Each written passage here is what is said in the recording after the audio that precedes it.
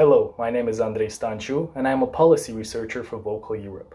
Today I will be sharing 3 of my main takeaways regarding the recent snap parliamentary elections that took place in the Republic of Moldova on July 11th and the way in which they could affect the country's pro-European integration path in the nearby future. Number 1. The result of the elections represent the Moldovans' unequivocal desire for a further association of their country with the European Union.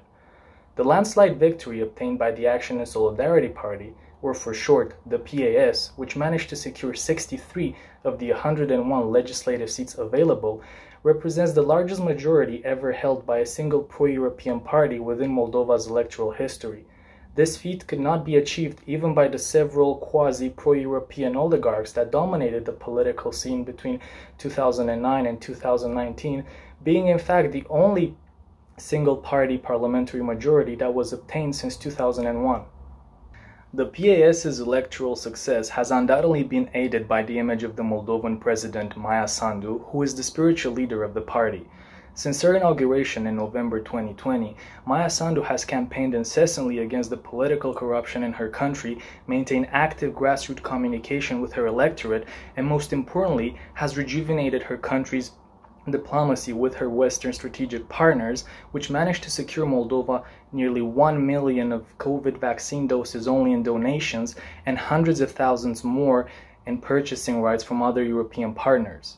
Therefore, with the newly emergent political tandem between the presidency and the parliament, the leaders of the PAS have actually expressed their hope in applying for Moldova's membership to the EU during the duration of their mandate.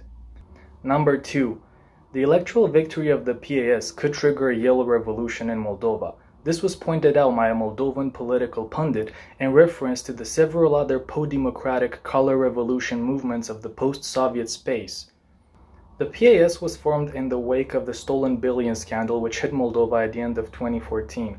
Thus, the party gained a strong electoral foothold within the ensuing street protests of 2015 and 2016, reason for which their top political priorities on their platform is the fight against corruption and reform of the judiciary.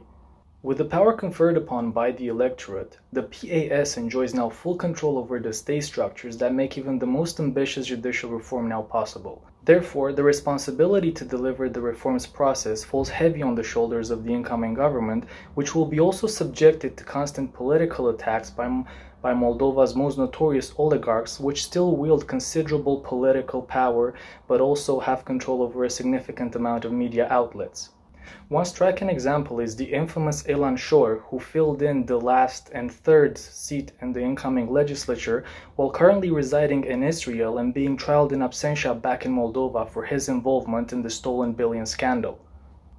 Number 3. The result of Moldova's elections will undoubtedly affect the country's foreign relations with Russia.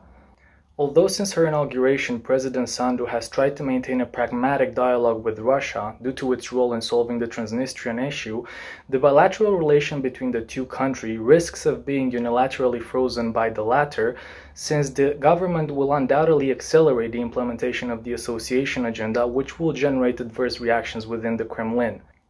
Additionally, the political opposition now formed by the Communist and Socialist bloc, a coalition formed between the country's former pro-Russian presidents, which managed to secure 32 seats in the new legislature, will undoubtedly exert its influence to stir animosities among the Russian-speaking population to discredit the efforts of any pro-European governance.